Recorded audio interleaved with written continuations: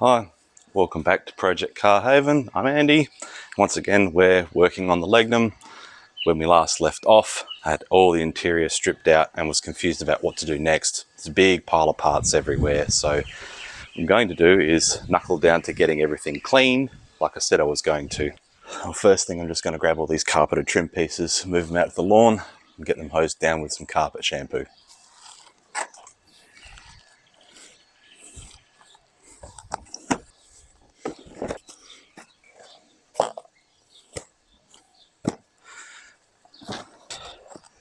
Just some carpet cleaning solution in a spray pack, apply to the panels and scrub.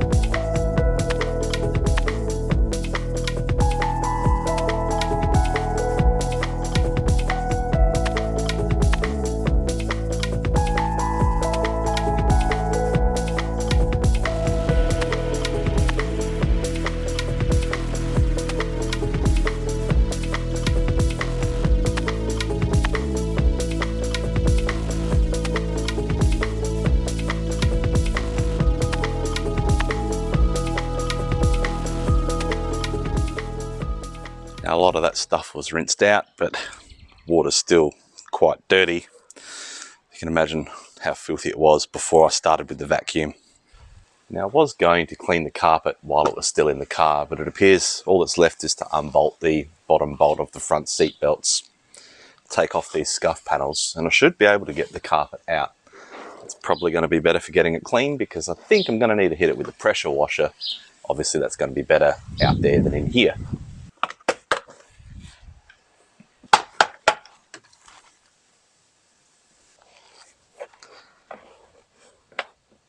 Also, taking these seat belts out is going to give me the opportunity to be able to pull them outside of the car and hit them with a pressure washer and actually get them clean because they're pretty gross too.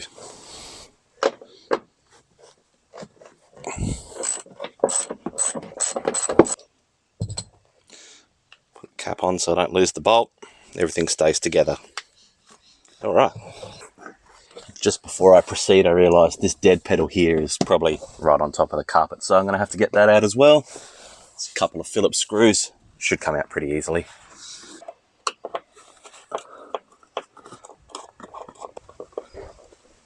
See if that comes free. Oh, it does.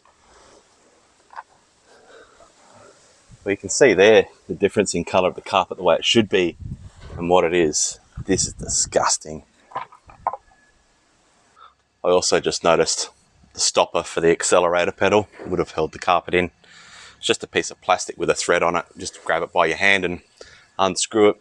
Pretty easy.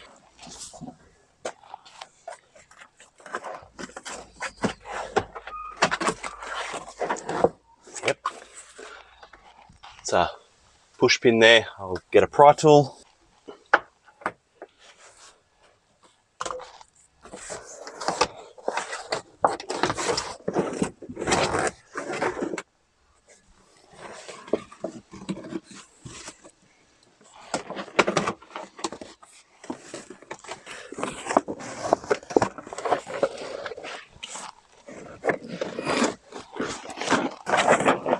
Oh, it feels gross. It's a lollipop stick, awesome. Gum leaf.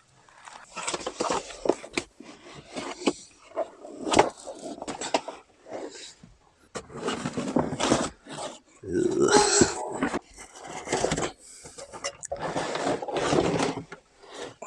It's close to being free.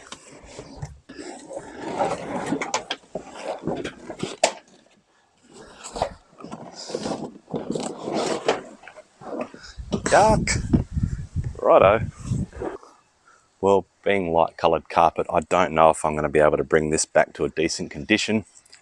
I'm going to try, but I have a feeling I might need to go with another plan, which is to get some vinyl and fabric dye, and change this to black to hide all the disgustingness. I'll try and get it clean, but I really don't like my chances.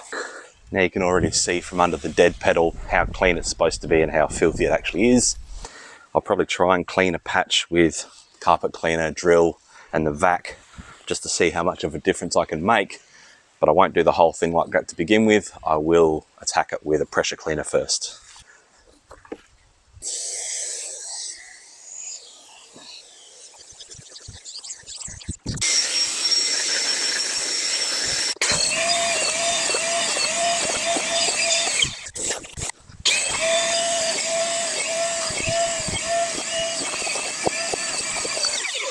Now you probably can't tell on camera, I can barely tell in person.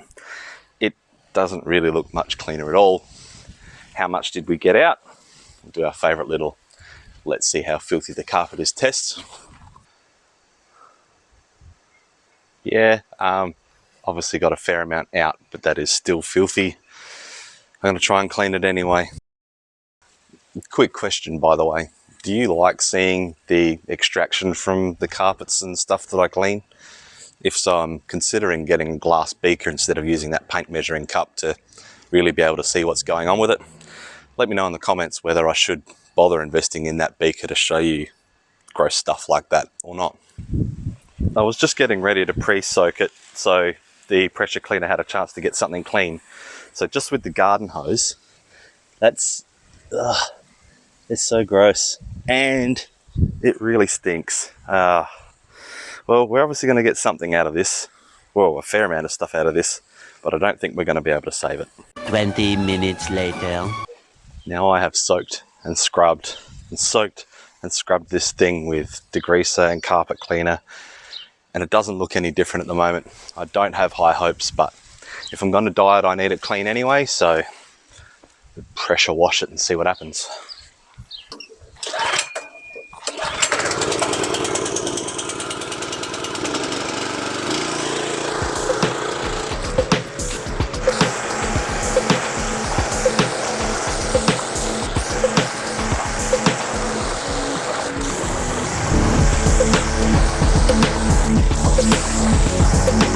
Yeah, as expected, that front carpet is really dark and hasn't improved.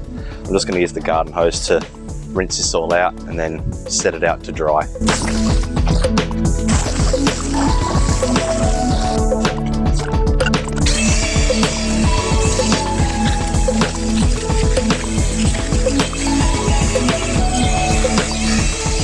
So even after pressure washing and rinsing, I then vacked it and it's still disgusting.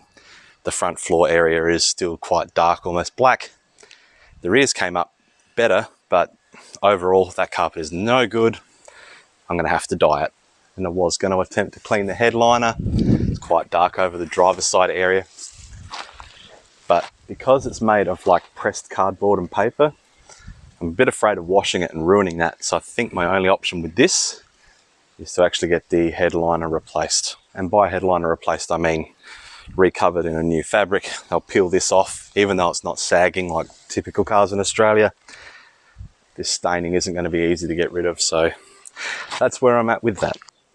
Well, while all the interior's out, it makes sense to try and clean this up. I vacuumed it out. There's still just crud everywhere, so I'm going to get a bucket of water and a cloth and just like actually wash everything I can sort of get to. Yuck. Before I put all the trim pieces back on.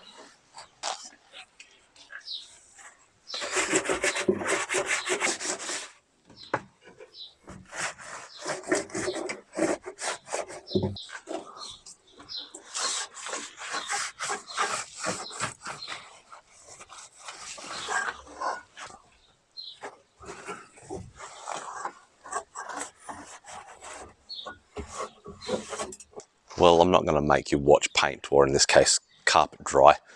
It is dried off now, so it's a matter of applying the vinyl and fabric dye to change this to black. So I've got a vinyl and fabric paint from MTN, which I got from Super Cheap Auto, and there are some instructions on the back which you should probably read. So let's go.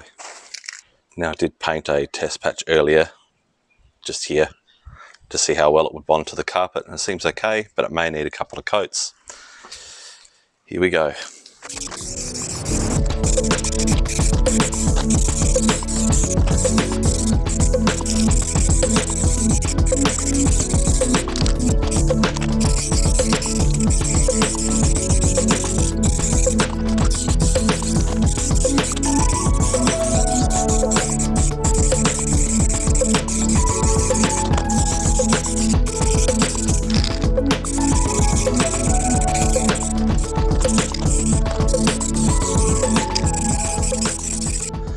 Well, that there is as far as we get with one can. So I have 4 cans. We'll see how many coats it takes to get it dark and even. I may need to go buy more, but I'll come back and let you know once I'm finished. 1 hour later. Well, there we have it. That's 4 cans of dye. It's not as dark as I'd like it to be, so I'm probably going to buy a couple more, see if I can even out the stripes. But it's looking a lot better. Now, I kind of wanted to dive into the stereo side of things. I'm not going to do a full install, but I figured while everything's apart, I'm waiting for the carpet to dry, I would have a look at the setup required to get this new Extrons unit fitted and working. This is the factory loom plug for the stereo, which has then had this adapted on. They've cut the wiring and put butt connectors all here to then suit the Alpine plug for the original head unit. Now I could unplug these and get the new loom for the new stereo and put ends on that and put it all together. So this is the plug that comes with the stereo. So that fits into the head unit and it goes to a ISO plug or double ISO plug, which is a standardized fitment. So I could go ahead and cut this off, cut the other end off that, splice it all together. It's a much easier way. AirPro make adapter cables for many vehicles. It was just a matter of me looking in the store to see if there was one to suit Mitsubishi to ISO. We got that loom here. It was like 20 bucks, so I would have had to buy these plugs anyway, and all the work into going into all the wiring's not worth it for me really. Took this original plug back in and made sure the plugs were the same, which they are. These ISO plugs now fit the loom that goes into the head unit. So if we plug that into there, and the ISO plugs into here, and I know there's 2 of them, but it's pretty easy to tell which one's which because there's lots of pins in one side. That's for the speakers, so a pair for each speaker. 4 speakers, there's 8 pins, and the other side is the power. That goes to speaker, that goes to power. Making sure, of course, all this is done with the battery disconnected. We don't want to accidentally short anything. Take the new head unit out of the bag.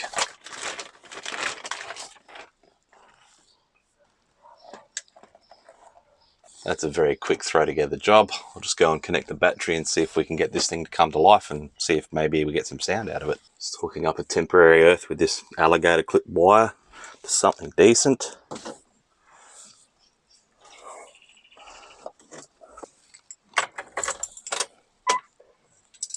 Please come to life.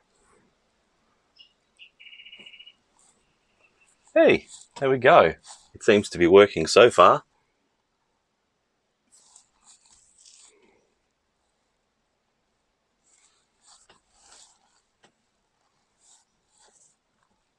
All right, well.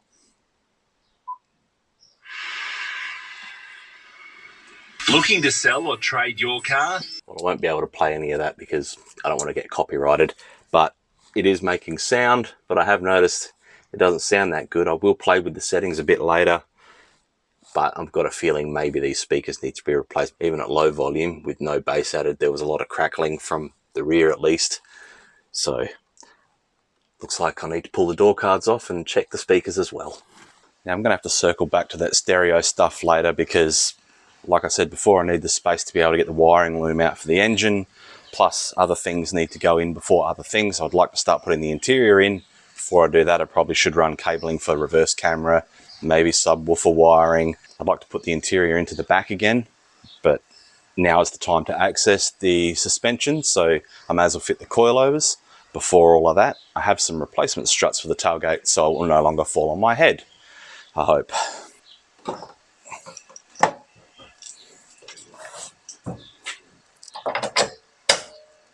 Head savers, vice grips. Now, replacement tailgate struts were priced at about $150 each. I found a set for under $50 in Australia. They are blank struts, which are then gassed on site and then sent up. I got these from Industry Rubber Supplies in Western Australia. Not sponsored, just mentioning where I got them from. So I measured these at 500mm from centre to centre. These are 505. I used an online calculator to figure out which Newton meterage these should be gassed to based on the weight and the anchor points, the distance from the hinge, etc. So I've got these done to 350 Newton meters. Hopefully that's close and it's not too hard to close and not so weak that it still falls on my head. You would expect these to not come off very easily, so I'm just going to try and pull on them and see if they'll give way. And hopefully tailgate doesn't fall on my head when I do get one end off. Oh. Alright, so I've got the strut off. I've undone the 2 bolts holding the bracket at the top. It's press fit. It's not supposed to be undone. I have some other brackets I could use, but the ball is on the outer side of the angle and it needs to be on the inner side like this. This ball and socket is much smaller than the new struts, so what I need to do is probably cut this off, drill out the hole, then bolt the other end into this the other way to make my own bracket to suit. So now I've got my grinder. I'm going to take this into the shed, put it in the vise, cut off the backing side, punch the ball off, fit the other one on so the ball and socket match on the new struts and it's orientated the correct way to suit the application.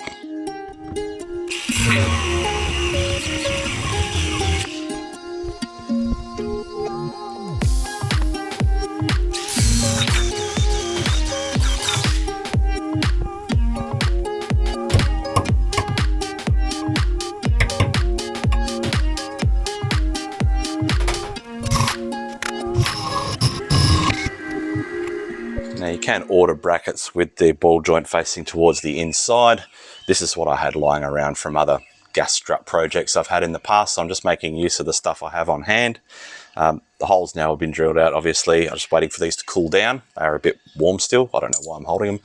And get some paint on them to protect them, and then fit them up, and everything should be good. The balls will be held on by nylock nuts. I was going to use 2 just to back onto each other to make sure it doesn't come loose, but the nylocks should be sufficient.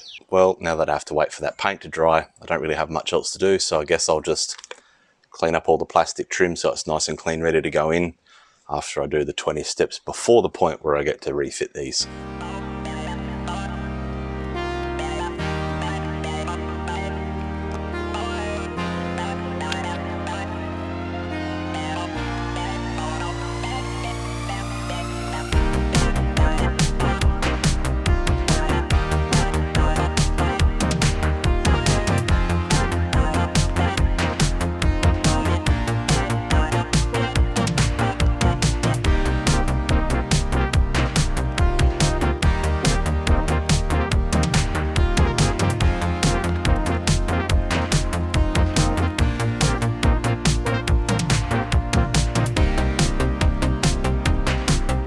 You get the idea. Scrub clean all the plastic. I got to the section that sits up here where those child anchor points were installed, and they had to cut holes into this trim panel to fit them, but they could have cleaned them up, but these are burred and horrible. I'm gonna have to do something to fix that because I can't stand that. They must have been in a real rush to get this complied and get their money for getting the car out the door. I mean, 5 minutes to clean that up. It's not hard. It's not even 60 seconds later. I mean, it's not perfect, but it's a lot better than it was. It took 0 effort. It's not hard to sort something like that out. So it's the next day. The brackets are dry. I've already fitted one to this side here, and the nylock nut and ball is fitted to that. It doesn't hit on the seal, which is good. Now it's just a matter of mounting the bottom one into the threaded hole.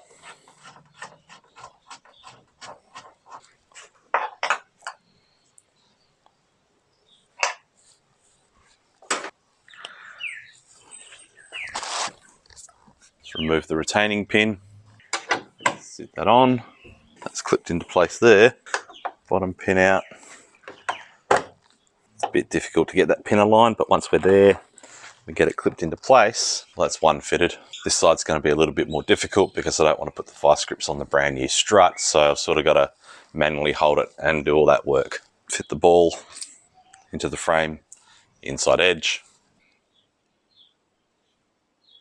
I think the safest way to do this is to find a prop that'll help hold this up. Just got an outdoor broom sitting in the grab handle to close the tailgate, which is a nice little feature that Mitsubishi built in, so it can't pop out this way. It's fairly well secured.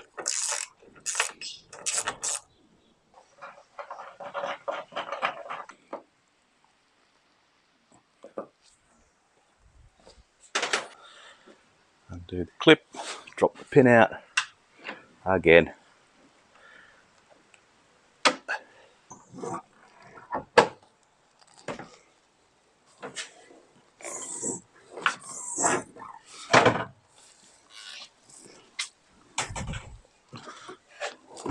Wow.